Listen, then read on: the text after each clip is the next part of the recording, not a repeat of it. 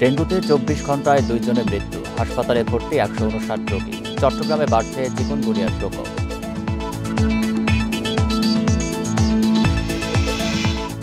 সাবেক সিইসি নুরুল হুদার দ্বিতীয় দফায় ৪ দিনের রিমান্ড মঞ্জুর। রাষ্ট্রদ্রোহ মামলায় হাজির করা হয় আদালতে।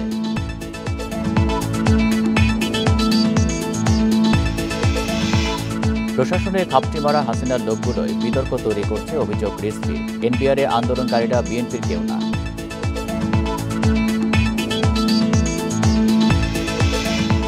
নিয়ন্ত্রণ হারিয়ে রাজধানীর টেকনিক্যাল মোড়ে সড়ক বিভাজকে বাস, নিহত ১, গুরুতর আহত ১ জন, চালক গ্রেপ্তার।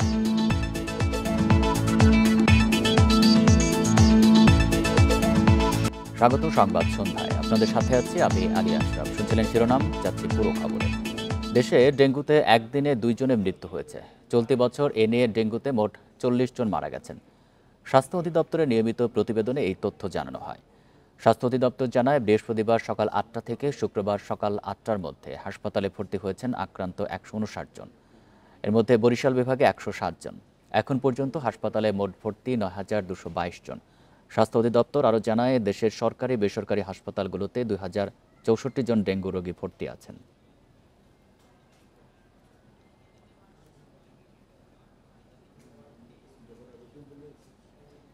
ডেঙ্গু আর করোনার মতোই উপসর্গ চিকুনগুনিয়ার। কিছু ক্ষেত্রে অস্থিসন্ধির ব্যথা ও শরীরে র্যাশ দেখে পার্থক্য করা যায়। এই পার্থক্য দেখেই রোগটির চিকিৎসা দিচ্ছেন চট্টগ্রামের ডাক্তাররা। কারণ চিকুনগুনিয়া শনাক্তে আরটি-পিসিআর টেস্টের সুযোগ নেই সেখানে। বর্ষায় এডিস মশার বিস্তার বেড়ে যাওয়ায় এই রোগ বাড়ছে বলে ধারণা চিকিৎসকদের। ডেঙ্গুর ভাইরাস বহনকারী এডিস মশার মাধ্যমে ছড়ায় চিকুনগুনিয়া। করোনা আর ডেঙ্গুর মতোই উপসর্গ, তাই ধরা পড়ে দেরিতে। চট্টগ্রামের তীব্র জ্বরে ভোগা রোগীদের শরীরে র্যাশ আর অস্থিসন্ধিতে ব্যথা দেখে চিকুনগুনিয়া ধারণা করছেন চিকিৎসকরা। যারা চিকুনগুনিয়া নিয়ে আসছেন তাদের বেশিরভাগ ক্ষেত্রে জ্বর এবং তীব্র শারীরিক ব্যথা, গিরায় গিরায় ব্যথা এবং পরবর্তীতে তাদের র্যাশ নিয়ে তারা আসছেন। এসব লক্ষণ থেকে চিকুনগুনিয়া আমরা ধারণা করি। এই রোগ শনাক্তে অ্যান্টিবডি পরীক্ষা হয় চট্টগ্রামে, তবে এতে পুরোপুরি নিশ্চিত হওয়া যায় না। করতে হয় আরটি-পিসিআর টেস্ট, যা শুধু রাজধানীতেই আছে। আইসিটি মেথডের একটা লিমিটেশন হচ্ছে যখন অ্যাকিউট ফেস ইনফেকশন এবং আর্লি স্টেজ থাকে, লো ভাইরাল লোডের কারণে অনেক সময় আইসিটি মেথড সেটা শনাক্ত করতে পারে না। সো এটার জন্যই মোর স্পেসিফিক এবং মোর সেন্সিটিভ টেস্ট হচ্ছে আরটি-পিসিআর মেথড।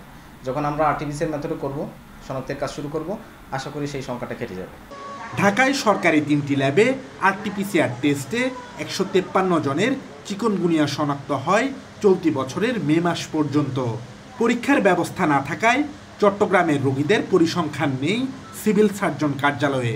রেপিডলি চিকুনগুনিয়াকে যাতে আমরা ডায়াগনোস করতে পারি, আমাদের কোভিডের আরটি-পিসিআর, কোভিডের রেপিডেন্টের টেস্ট, ভিন্ন পরীক্ষার পাশাপাশি যাতে চিকুনগুনিয়া টেস্টও অ্যাভেলেবেল করা যায়, আমি এটা আমাদের সরকার উদ্যোগ মহাসঙ্গে কথা বলে আমরা ব্যবস্থা করার চেষ্টা করব। এই রোগ ঠেকাতে বিভিন্ন সংস্থার সমন্বিত মশা নিধন কার্যক্রমের তাগিদ দিয়েছেন কীটতত্ত্ববিদরা। Abdullah Rakib, Independent News, Chattogram. সাবেক প্রধান নির্বাচন কমিশনার এম নুরুল হুদার দ্বিতীয় দফায় ৪ দিনের রিমান্ড মঞ্জুর করেছেন আদালত। দিনের ভোট রাতে করা সহ প্রহসনের নির্বাচনের মাধ্যমে জনগণকে ভোটাধিকার থেকে বঞ্চিত করার অভিযোগে রাজধানীর শেরেবাংলা নগর থানায় করা মামলায় তাকে রিমান্ড দেওয়া হয়েছে। ঢাকার চিফ মেট্রোপলিটন ম্যাজিস্ট্রেট আদালত শুক্রবার এই আদেশ দেন। ৪ দিনের রিমান্ড শেষে ফের রিমান্ড আবেদনের উপর শুনানির জন্য আদালতে আনা হয় সাবেক সিইসি কে এম নুরুল হুদাকে। রাষ্ট্রদ্রোহিতা ও প্রহসনের নির্বাচনের অভিযোগে ফের ১০ দিনের রিমান্ড চায় পুলিশ। পুলিশ পাহারায় শুক্রবার বেলা ২:৩০টার দিকে আসামিকে আদালতে তোলা হয়। আদালতকে রাষ্ট্রপক্ষের আইনজীবী জানান, সাবেক সিইসি নুরুল হুদা প্রহসনের পাতানো নির্বাচন করে সরকারি অর্থ আত্মসাৎ করেছেন।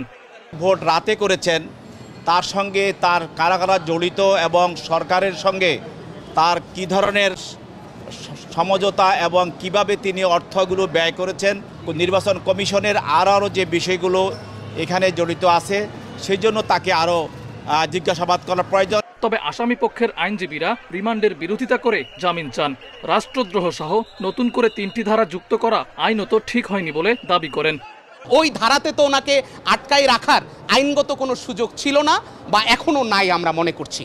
আমাদের আসামি পক্ষ থেকে আমরা বলার চেষ্টা করেছি, আমরা বলেছি বিজ্ঞ আদালতকে যে এই ধারা এই আসামি নুরুল হুদার জন্য লাই করে না। এদিকে একই মামলায় সাবেক সিএসি কাজী হাবিবুল আউয়াল 3 দিনের রিমান্ডে রয়েছেন। মাহফুজার রহমান মিলন, ইন্ডিপেন্ডেন্ট নিউজ, ঢাকা। প্রশাসনের মধ্যে খাপটি মেরে থাকা হাসিনার লোকজন বিএনপিকে বিতর্কিত করছে বলে মন্তব্য করেছেন বিএনপির সিনিয়র যুগ্ম মহাসচিব রুহুল কবির রিজভী। এ সময় তিনি দাবি করেন এনবিআরের আন্দোলনে বিএনপির কেউ নেই। আর লন্ডন বৈঠকের পর নির্বাচন নিয়ে জনমনের নতুন আকাঙ্ক্ষা তৈরি হয়েছে বলে মন্তব্য করেন বিএনপির চেয়ারপারসনের উপদেষ্টা জয়নুল আবদিন ফারুক। শুক্রবার সকালে রাজধানী নয়াপল্টনে রথযাত্রা উপলক্ষে আলোচনা সভার আয়োজন করে পূজা উদযাপন ফ্রন্ট ঢাকা মহানগর। অনুষ্ঠানে প্রধান অতিথি বিএনপির সিনিয়র যুগ্ম মহাসচিব রুহুল কবির রিজভী। নির্বাচন সংস্কার সহ নানা বিষয়ে কথা বলেন তিনি। রিজভী বলেন, প্রশাসনের মধ্যে শেখ হাসিনার লোক ঘাপটি মেরে আছে, তারা বিএনপিকে বিতর্কিত করছে। এনবিআর অফিসে যারা বিএনপির নাম ভাঙাচ্ছেন তারা কেউ দলের কর্মী নন বলে দাবি করেন তিনি। সুবিধাবাদী গোষ্ঠী একটা চক্র, তারা নানাভাবে বিভ্রান্ত করার চেষ্টা করছে। রিজভী আরও বলেন, বিগত সরকারের সব কার্যক্রমই ছিল অবৈধ। দেশে গণতন্ত্র প্রতিষ্ঠায় বর্তমান সরকারকে প্রয়োজনীয় সংস্কার করে দ্রুত নির্বাচন দেওয়ার দাবি জানান তিনি। সংস্কার করে দ্রুত নির্বাচন তারা দিবেন, বা দ্রুত নির্বাচন নয়, যৌক্তিক সময়ের মধ্যে নির্বাচন তারা দেবেন। আমরা তাদের উদ্যোগ, ভূমিকা, বিশেষ করে প্রধান উপদেষ্টা লন্ডনে গিয়ে আমাদের ভারপ্রাপ্ত চেয়ারম্যান সাহেবের সাথে দেখা করেছেন। অন্যান্য যেগুলো ভালো কাজ, সমস্ত ভালো কাজের আমরা সমর্থন করছি। এদিকে জাতীয় প্রেস ক্লাবে এক অনুষ্ঠানে বিএনপি চেয়ারপারসনের উপদেষ্টা জয়নুল আবেদিন ফারুক বলেন, লন্ডনে প্রধান উপদেষ্টার সঙ্গে তারেক রহমানের বৈঠক জনমনে যে আকাঙ্ক্ষা তৈরি করেছে, রোজার আগে নির্বাচন দিয়ে তা পূরণ করবে সরকার। ডক্টর প্রফেসর মোহাম্মদ ইউনূসের কাছে আমাদের বিনীত অনুরোধ থাকবে, আপনি হয়তোবা আপনার কমিটমেন্ট ইনশাল্লাহ ঠিক থাকবে, রোজার আগে দেশে একটা নির্বাচন হবে, সেই নির্বাচনের প্রস্তুতি নিশ্চয়ই সরকার গ্রহণ করছেন। আমরাও আশাবাদী আজকে হাসিনা পরবর্তী নির্বাচিত সরকারকে শিক্ষা ব্যবস্থা আধুনিক করতে হবে বলেও মন্তব্য করেন তিনি। সবার একটি আশা। Mehedi Hasan, independent news, Dhaka. সামাজিক ব্যবসা শুধু বাংলাদেশ নয়, বরং পুরো বিশ্ব বদলে দেওয়ার ক্ষমতা রাখে, এমন মন্তব্য করেছেন প্রধান উপদেষ্টা অধ্যাপক মোহাম্মদ ইউনূস। সকালে সাভারের জিরাবোতে আয়োজিত সামাজিক ব্যবসা দিবসের অনুষ্ঠানে তিনি বলেন, সামাজিক ব্যবসা দিবস নিয়ে আপত্তি ছিল বিগত সরকারের। 5 আগস্টের পর প্রথম এই দিবস পালন করা সম্ভব হয়েছে বলেও জানান তিনি। বিশ্বজুড়ে সামাজিক ব্যবসার সাথে যুক্ত উদ্যোক্তাদের নিয়ে শুরু হয়েছে দুদিনের আয়োজন। শুক্রবার সকালে ইউনুস সেন্টার ও গ্রামীণ গ্রুপের যৌথ আয়োজনে সাভারের জিরাবোতে সামাজিক কনভেনশন সেন্টারে অনুষ্ঠানের উদ্বোধন করেন প্রধান উপদেষ্টা অধ্যাপক ড. মোহাম্মদ ইউনূস। অধ্যাপক ড. মোহাম্মদ ইউনূস বলেন, পৃথিবীতে সবার জন্য স্বাস্থ্যসেবা নিশ্চিত করার একমাত্র সঠিক পথ হল সামাজিক ব্যবসা। এর মাধ্যমে স্বাস্থ্যসেবার চ্যালেঞ্জগুলো সফলভাবে মোকাবেলা করা সম্ভব। স্বাস্থ্যসেবা নিশ্চিতে সামাজিক ব্যবসা একমাত্র উপায়, যা অনুদানের মাধ্যমে সম্ভব নয়। এই বছরের প্রতিপাদ্য সবার জন্য স্বাস্থ্যসেবা নিশ্চিতকরণে সবচেয়ে কার্যকর পথ হল সামাজিক ব্যবসা। বিশ্বব্যাপী স্বাস্থ্যসহ নানা খাতে বৈষম্য ও সীমাবদ্ধতা দূর করে একটি টেকসই, ন্যায়ভিত্তিক ও মানবিক মূল্যবোধের ব্যবস্থা গড়ে তুলতে এই আয়োজন। প্রধান উপদেষ্টা বলেন, শিক্ষা ব্যবস্থার প্রথম দায়িত্ব হল তরুণদের স্বপ্ন দেখাতে উৎসাহ দেওয়া। নতুন পৃথিবী গড়তে নতুন স্বপ্ন দেখতে হবে। বিশ্ববিদ্যালয়ের উদ্দেশ্য শুধু ডিগ্রি দেয়া নয়, বরং স্বপ্ন বাস্তবায়নে ভূমিকা রাখা। যে কোনো শিক্ষা সিস্টেম তৈরি করতে হবে স্বপ্ন দেখার মাধ্যমে। স্বপ্ন দেখা শেখানোই প্রথম কাজ হবে শিক্ষা সিস্টেমের। গ্রামীণ বিশ্ববিদ্যালয় নতুন সভ্যতা গড়তে সহায়তা করবে। স্বপ্ন না দেখলে বাস্তবায়ন সম্ভব নয়, স্বপ্ন দেখতে হবে। বিষণ্ণ বিশ্ব তৈরি করতে চাই না, সুন্দর বিশ্ব তৈরি করতে চাই, নতুন সভ্যতা গড়তে চাই, সেটা আমরা পারব। আগামীতে যে গ্রামীণ বিশ্ববিদ্যালয় গড়ে তোলা হবে, সেখানে 3-0 তত্ত্বকেও প্রাধান্য দেওয়া হবে বলে জানান প্রধান উপদেষ্টা। নূরে জান্নাত, ইন্ডিপেন্ডেন্ট নিউজ।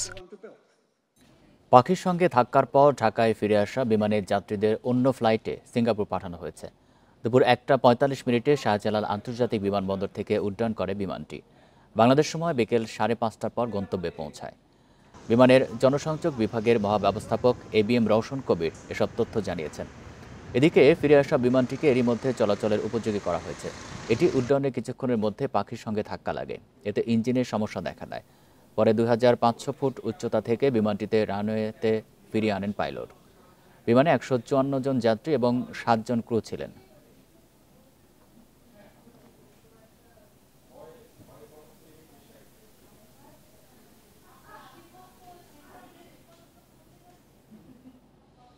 রাজধানীর টেকনিক্যাল মোড়ে নিয়ন্ত্রণ হারিয়ে SB সুপার ডিলাক্স বাসের ধাক্কায় একজন নিহত ও একজন গুরুতর আহত হয়েছেন। বেলা 12টার দিকে এই দুর্ঘটনা ঘটে। দুর্ঘটনার সময় প্রত্যক্ষদর্শীরা জানান, জুমার নামাজের আগে ফাঁকা রাস্তায় বাসটি মাত্রাতিরিক্ত গতি নিয়ে আইল্যান্ডের উপরে উঠে যায়। এতে বাসের জন্য অপেক্ষারত 3 পথচারীর মধ্যে একজন বাসের চাকার নিচে পড়ে মারা যান। আরেকজনকে গুরুতর আহত অবস্থায় স্থানীয় হাসপাতালে ভর্তি করা হয়েছে। বাস চালককে গ্রেপ্তার করেছে মিরপুর মডেল থানার পুলিশ। তারা জানিয়েছে, দুর্ঘটনার সময় VIP মুভমেন্ট থাকায় রাস্তা ফাঁকা ছিল। তখনই বাসটি নিয়ন্ত্রণ হারায় এবং দুর্ঘটনা ঘটে।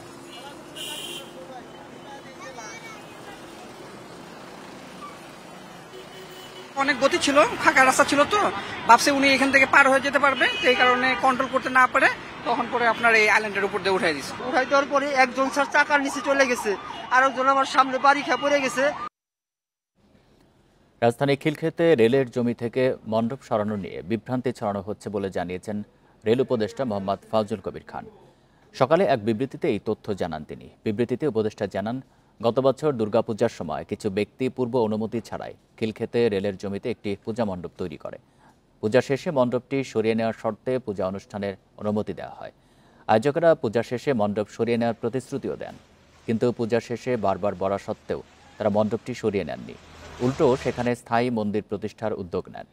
বারবার নিষেধের পরও পূজার আয়োজকেরা তা আমলে নেননি। পরে দখলমুক্ত করতে সব আইনি প্রক্রিয়া মেনে বৃহস্পতিবার মণ্ডপটি সরিয়ে ফেলা হয়।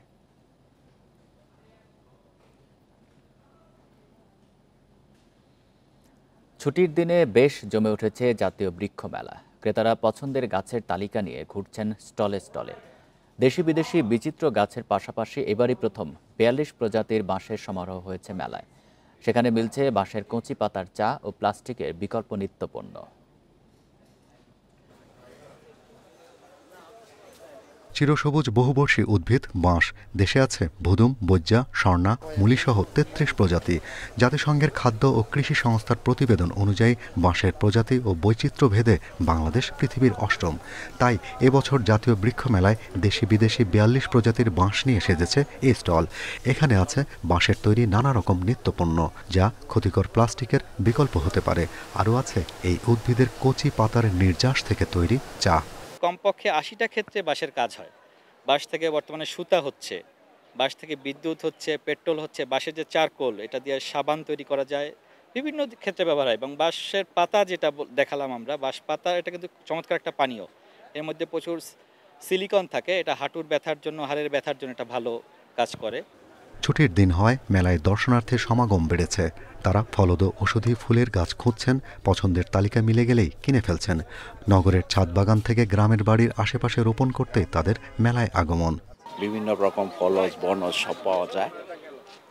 সেই হিসেবে আমরা ছাদ বাগান বা মাটিতে করার জন্য, রোপণ করার জন্য আমরা এই গাছগুলি নিলাম। জাতীয় বৃক্ষ মেলায় ঘর সাজানোর গাছের চাহিদা বেশি থাকে। অল্প জায়গায় বেশি গাছের সমারোহ চায় ক্রেতারা। তাই চাহিদা অনুযায়ী সাইকাস, অর্কিড, অ্যাডেনিয়াম সহ বিচিত্র সব বনসাইয়ের সমারোহ আছে মেলার বেশ কিছু স্টলে। 120টা রকমের নতুন নতুন ফল গাছ আমরা এনেছি, যেগুলো সম্পূর্ণ পরীক্ষিত। আমরা সম্পূর্ণ গাছগুলো হচ্ছে আমাদের মাদার বাগানে এনে গাছগুলোকে ফল ধরায় এখন সেগুলো থেকে কলম তৈরি করে আমরা গ্রাহকদের কাছে দিচ্ছি। এবারের মেলায় প্লাস্টিকের ক্ষতিকর প্রভাব নিয়ে সচেতন করতে নির্মাণ করা হয়েছে একটি প্লাস্টিক দানব। পরিবেশ বান্ধব ব্যবহারযোগ্য পণ্যের সমারোহ নিয়ে স্টল করেছে পরিবেশ অধিদপ্তর। Shahriar Anirban, independent news, Dhaka. দেশে প্রথমবারের মতো লাভ বার্ড নিয়ে আয়োজন করা হলো প্রদর্শনীর। রাজধানীর মধুবাগে দিনব্যাপী আয়োজনে বিভিন্ন ব্রিডের লাভ বার্ড এক জায়গায় দেখতে পেয়ে উচ্ছ্বসিত পাখিপ্রেমীরা। আয়োজকেরা বলছেন, মানুষকে পাখি পালনে আগ্রহী করে তোলাই তাদের আয়োজনের উদ্দেশ্য। পাখি প্রেমীদের কাছে বেশ জনপ্রিয় প্রজাতি লাভ বার্ড, তাই শখের বশে অনেকেই পালন করেন এই পাখি। পাখি প্রেমীদের জন্য আকর্ষণীয় এক আয়োজন হয়ে উঠল রাজধানীর মধুবাগের এই প্রদর্শনী। পসরা বসেছে বিভিন্ন ব্রিডের লাভ বার্ডের। পাখিদের কলতানে মুখর হয়ে ওঠে প্রদর্শনী প্রাঙ্গণ। দেশে প্রথমবারের মতো এই আয়োজন করে love bird supporters of Bangladesh. প্রদর্শনীতে এসেছে green fisher, green opaline, red factor, green dilute opaline, pale fallow, ডান ফেলো সহ নানা ব্রিডের লাভ বার্ড। আমরা এখনো পাখি ওইরকম ভাবে চিনি না, বিশেষ করে নতুন যারা পাখি পালতেছে তারা আমরা জানি না যে কোন মিউটেশনটা কেমন বা কোনটার স্কেল ভালো, কোন জিনিসটা সুন্দর। তো এক্সিবিশন একটা এমন মাধ্যম যেটার মাধ্যমে আসলে মানুষজন জানতে পারে যে কোন পাখিটা ভালো। মিউটেশন সম্পর্কে অনেক কিছু শিখতে পারতেছি। তারপর আমার ভ্যারাইটি, পাখির যে অনেক ভ্যারাইটি যেগুলা আমার এভিয়ারিতে নাই সেগুলা দেখতেছি। বাজার থেকে কোনো দোকান থেকে ছাড়া যদি কোনো ব্রিডার থেকে কালেক্ট করে দেন যে কোনো মিউটেশন যে কোনো পাখি আপনি সুন্দরভাবে তারা পালতে পারবে, এটা তো কোনো রোগ ব্যাধির কোনো চান্সই নাই। শুক্রবার দিনব্যাপী এই আয়োজনে ভিড় করেন অসংখ্য পাখিপ্রেমী। 139টি খামার থেকে 247টি লাভ বার্ড আনা হয় প্রদর্শনীতে। আমাদের লাভ বার্ডে এত পরিমাণ মিউটেশন অনেকেই আমাদের ভিতরে জানে না, কোনটা ফিশার, কোনটা মাস্ক, কোনটা পাঁচনটা, কোনটা প্যাস্টেল, কোনটা পাই। ঠিক আমাদের পাখি যদি এরকম করি একসময় ভবিষ্যতে এটাও আমরা এক্সপোর্টে চলে যেতে পারবো। ঠিক আছে, এই কারণে এই অনুষ্ঠানটা করা আমাদের একসাথে। সামনে তো আমরা ইনশাল্লাহ আরও ভালো করার চেষ্টা করব, আরও ভালোভাবে করার চেষ্টা করব, আরও বড় পরিসরে করার চেষ্টা করব ইনশাল্লাহ। আগামীতে উন্মুক্ত স্থানে আরও বেশি লাভ বার্ড নিয়ে বড় পরিসরে প্রদর্শনী করতে চান আয়োজকরা। বন ইবনে কামাল, ইন্ডিপেন্ডেন্ট নিউজ, ঢাকা। দেশের বিভিন্ন জায়গায় চলছে সনাতন ধর্মাবলম্বীদের ধর্মীয় উৎসব রথযাত্রা। এ উপলক্ষে অনেক স্থানে বসেছে গ্রামীণ মেলাও। বিকেলে ঢাকার ধামরায় ঐতিহ্যবাহী যশোমাধবের রথযাত্রা উদ্বোধন করেন স্বরাষ্ট্র উপদেষ্টা জাহাঙ্গীর আলম চৌধুরী। পরে হাজারো ভক্ত রথ টেনে মাধববাড়ি থেকে যাত্রাবাড়ি নিয়ে যায়। এর আগে সকালে গাজীপুর শহরের রথখোলায় হাজারো পুণ্যার্থীর রথটানের মধ্য দিয়ে শুরু হয় উৎসব। এ উপলক্ষে আয়োজিত মেলায় নাগরদোলা সহ নানা পণ্যের পসরা নিয়ে বসেছে দোকানিরা। নেত্রকোনায় 9 দিনব্যাপী রথযাত্রা উপলক্ষে শহরের আখড়া মন্দিরে পূজা অর্চনা সহ নানা আয়োজন রয়েছে। রথযাত্রা উপলক্ষে কাসর, উলুধ্বনি ও ঢাকের বাদ্যে মুখরিত কুয়াকাটার মন্দির প্রাঙ্গণগুলো। বিকালে বর্ণাঢ্য শোভাযাত্রা সহ নানা আয়োজন রয়েছে রথযাত্রা উপলক্ষে। বাগেরহাটের শ্রী শ্রী রাধা গোবিন্দ মন্দির রথযাত্রায় অংশ নেয় হাজারো ভক্ত। 4-5 বছর ধরে এখানে আসছি, অনেক মানুষ হয় এখানে। রথ টান সেটা সবাইকে নিয়ে ফ্যামিলি সবার সাথে আসছি, আনন্দ উল্লাসে এমনিতে রথ টানটা উপভোগ করতে। আজকে আমাদের শুভ উদ্বোধন অনুষ্ঠান। আমাদের উল্টোলট হবে 9 দিনের দিন 5 জুলাই শনিবার, আর মেলাটা হবে প্রায় 1 মাস ব্যাপী। ব্যাংক খাতে খেলাপি ঋণ লাগামহীনভাবে বাড়ছে। বাংলাদেশ ব্যাংকের তথ্য বলছে, পুনঃতফসিল করা ঋণের কিস্তি সময় মতো পরিশোধ না করা, খেলাপি ঋণের সুদ যোগ হওয়া সহ 5 কারণে খেলাপি বাড়ছে। বিশ্লেষকরা বলছেন, ঋণ দেওয়ার আগে যাচাই বাছাই করা এবং ঝুঁকিপূর্ণ খাতগুলোতে ঋণ দেওয়া থেকে বিরত থাকতে হবে। পাশাপাশি খেলাপিদের বিরুদ্ধে আইনানুগ ব্যবস্থা নেওয়ার তাগিদ তাদের। গেল আওয়ামী লীগ সরকারের আমলে ব্যাংকিং খাতের দুর্নীতি, অনিয়ম ও লুটপাটের চিত্র এখন প্রকাশ পাচ্ছে, যার কারণে খেলাপির পরিমাণ বাড়ছে প্রতি প্রান্তিকে। বাংলাদেশ ব্যাংকের তথ্য মতে গত ডিসেম্বরে খেলাপি ঋণ ছিল 3,45,000 কোটি টাকা, যা মার্চ শেষে বেড়ে হয়েছে 4,20,000 কোটি টাকা, যা বিতরণ করা ঋণের 24% বেশি। বাংলাদেশ ব্যাংক বলছে, মেয়াদি ঋণ খেলাপির সময় পুনর্নির্ধারণ, বড় অঙ্কের ঋণ শ্রেণীকৃত হওয়া, চলতি ঋণ নবায়ন না হওয়া, পুনর্তফসিল করা ঋণের কিস্তি যথাসময়ে পরিশোধ না হওয়া এবং বিদ্যমান খেলাপি ঋণের ওপর সুদ যোগ হয়ে বেড়েছে খেলাপির পরিমাণ। ব্যাংকগুলো ডিউ ডিলিজেন্স ফলো করে ঋণ বিতরণ করেনি। তারা অনেক ঋণ বিতরণ করেছে তাদের পলিটিক্যালি মোটিভেটেড হয়ে, যদি সর্বদা ঋণ নিয়মাচার ফলো করেই তারা ঋণ বিতরণ করতো, অনুমোদন করতো এবং বিতরণের পর যদি সর্বদা সুপারভিশন করতো, তবে এই পর্যায়ে কখনোই আসতো না। খেলাপি ঋণের 71% রাষ্ট্রায়ত্ত ও বেসরকারি 10টি ব্যাংকের। শীর্ষে রয়েছে জনতা ব্যাংক, যার খেলাপির পরিমাণ 70,845,000 কোটি টাকা। ইসলামী ব্যাংক 47,611 কোটি টাকা খেলাপি হয়ে দ্বিতীয় অবস্থানে রয়েছে। বিশ্লেষকরা বলছেন, রাজনৈতিক প্রভাবের কারণে সবচেয়ে বেশি ক্ষতি হয়েছে ব্যাংকিং খাতে। খেলাপি ঋণ আদায়ের সমঝোতা সহ আইনি পদক্ষেপ নিচ্ছে ব্যাংকগুলো। আমরা আপ্রাণ চেষ্টা করতেছি, বাট এমন একটা পর্যায়ে চলে গেছিল এদের ভিতরে যে টাকা অবধি দিতে হবে না, এই জিনিসটা যে তাদের ভিতরে ঢুকে গেছে, এইটা তাদের ওইখান থেকে ফিরে আনাটা তাদেরকে এখন তারা বুঝতে হবে। তখন কেস হচ্ছে, আমি কয়েকজন তো জেলেও গেছে। নামি বেনামি অনেক লোন নিয়ে রেখেছেন, কাজের বুয়ার নামে আপনি লোন নিয়েছেন। এই যে ইসলামী ব্যাংকে অনেকে তো ড্রাইভারের নামে লোন, কাজের বুয়ার নামে লোন, এরকম তো আছে। এমনকি লোক নিয়োগ দেওয়া হয়েছে এই কন্ডিশনে যে তোমার বেতন পাবা, সব ঠিক আছে, অফিসে আসতে হবে না, কিন্তু ন্যাশনাল আইডিটা আমি ব্যবহার করি। ঋণ আদায়ে কঠোর পদক্ষেপ গ্রহণ ও সরকারের সদিচ্ছা ছাড়া ব্যাংক খাত ঘুরে দাঁড়ানো কঠিন বলে মনে করেন খাত সংশ্লিষ্টরা। Shafil Alam Sujon, independent news, Dhaka. রাজনৈতিক অস্থিরতা ও ব্যাংক খাতে তারল্য প্রবাহ কম থাকায় গত বছর ক্ষুদ্র ও মাঝারি শিল্প বা এসএমই খাতে মোট 2,14,418 কোটি টাকা ঋণ বিতরণ হয়েছে, যা আগের বছরের তুলনায় 6.5% কম। সংশ্লিষ্টরা জানান, কম খরচে বেশি কর্মসংস্থান হওয়ায় উন্নয়নশীল দেশে এসব খাতে ঋণ বিতরণে জোর দেওয়া হয়। কেন্দ্রীয় ব্যাংকও বেশ আগে থেকে এই খাতে ঋণ বিতরণ বাড়াতে নানা উদ্যোগ নিয়ে আসছে। ব্যাংক খাতের মোট ঋণের অন্তত 27% এই খাতে বিতরণের নির্দেশ দেওয়া হয়েছে। 2024 সালে কিছু সময় জুড়ে অস্থিরতা ছিল, আবার ব্যাংক খাতে তারল্য প্রবাহ কম ছিল, যে কারণে ঋণ বিতরণ কমে গেছে। বাংলাদেশ ব্যাংকের তথ্য অনুযায়ী 2023 সালে ব্যাংক ও আর্থিক প্রতিষ্ঠানগুলো এ খাতে মোট 2,29,313 কোটি টাকার ঋণ বিতরণ করে। সে অনুযায়ী এক বছরে বিতরণ কমেছে 14,475 কোটি টাকা। এই ছিল সংবাদ সন্ধ্যায়। ধন্যবাদ সবাইকে।